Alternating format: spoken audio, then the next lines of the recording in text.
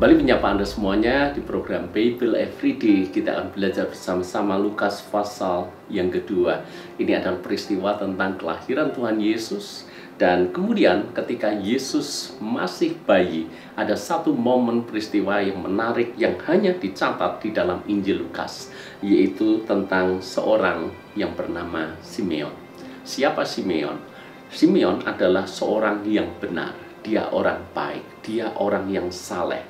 Dan dia tidak akan mati sebelum ia melihat Mesias. Kalau Anda baca di dalam ayat yang ke-26, hal itu menjelaskan, dan kepadanya telah dinyatakan oleh Roh Kudus bahwa ia tidak akan mati sebelum ia melihat Mesias, yaitu dia yang diurapi oleh Tuhan.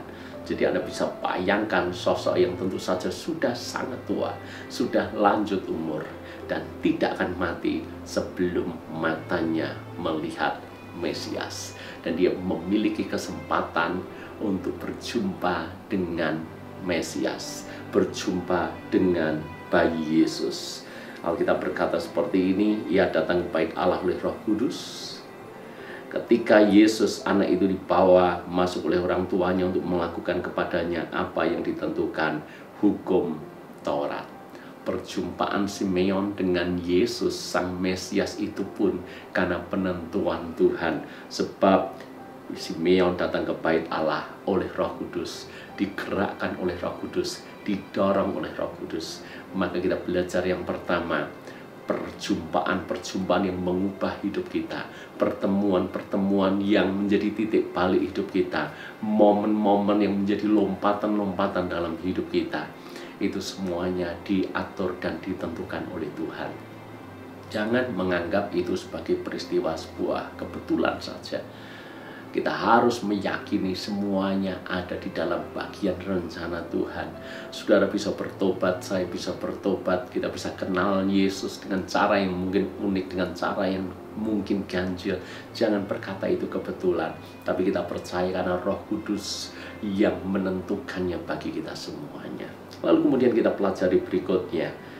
Ia menyambut anak itu dan menatangnya sambil memuji Allah. Mari kita menyambut Yesus seperti Simeon menyambut anak itu. Menyambut anak itu berbicara soal menyambut Yesus di dalam hati kita. Perjumpaan kita dengan Yesus itu akan mengubah hidup kita. Dan ketika kita berjumpa dengan Yesus, responi dengan sikap hati yang benar. Jangan mengabaikan Yesus, jangan meremehkan Yesus, jangan Yesus pergi berlalu begitu saja dalam hidup kita tanpa kita mengalami perjumpaan secara pribadi. Simeon menyambut Yesus, bahkan sedemikian dekat dengan anak itu karena menatangnya, menggendongnya sambil memuji Allah. Hal yang sangat disyukuri sebab keluar puji-pujian dari mulut Simeon. Maka hal yang kedua yang kita bisa pelajari dari hal ini adalah Yesus hal yang penting dan berarti. Mari kita sambut dia. Jangan keraskan hati kita kalau Tuhan sedang berbicara kepada kita.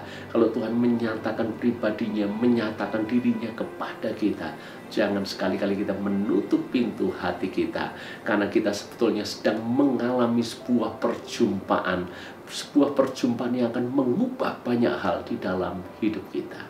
Hal yang ketiga yang kita bisa pelajari dari teks ini adalah Simeon berkata, sekarang Tuhan, biarkanlah hambamu ini pergi dalam damai sejahtera sesuai dengan firman-Mu, sebab mataku telah melihat keselamatan yang daripadamu, yang telah Engkau sediakan di hadapan segala bangsa, yaitu terang yang menjadi penyataan bagi bangsa-bangsa lain dan menjadi kemuliaan bagi umat-Mu Israel. Simeon puas. Simeon merasa hidupnya sudah cukup ketika dia bertemu dengan Mesias. Itu sebabnya dia berkata, sekarang Tuhan, biarkanlah hambamu ini pergi dalam damai sejahtera. Lalu bahasa sehari-harinya mungkin, aku sudah berjumpa dengan Mesias, biarkan aku pergi kepadamu, karena aku sudah puas bertemu dengan Mesias, Juru Selamat dunia. Apakah Yesus menjadi satu hal yang memberikan kepuasan sejati kepada kita semuanya. Sehingga kita akan berkata, sudah cukup ketika kita menemukan Yesus. Ketika kita berjumpa dengan Yesus dan Yesus menjadi Tuhan dan Juru Selamat dalam hidup kita, maka kita puas dengan hidup kita. Saya tahu hidup ini tidak hanya soal rohani saja, hal jasmani, kita masih berhubungan dengan pekerjaan, kita masih berhubungan dengan karir, kita mungkin punya banyak mimpi, kita punya banyak cita-cita. Tapi apakah kita punya respon seperti Simeon? Begitu kita berjumpa dengan Yesus, yang lain itu hanya bonus saja, yang lain hanya pelengkap saja. Kita sudah mendapatkan yang utama, maka kita merasa hidup ini puas dan kita bersyukur oleh karenanya.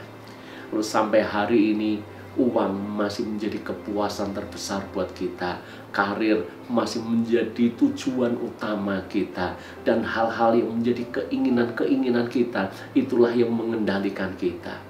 Mari kita lihat kembali seberapa penting dan berharga Yesus di dalam hidup kita. Saya yakin kalau Yesus menjadi sesuatu yang penting dan berharga, maka yang lain itu hanya pelengkap saja. Saudara-saudara, kita belajar tentang Simeon, seorang saleh, seorang yang luar biasa. Saya berdoa kita pun mengalami perjumpaan dengan Yesus seperti halnya yang terjadi pada Simeon. Tuhan berkati.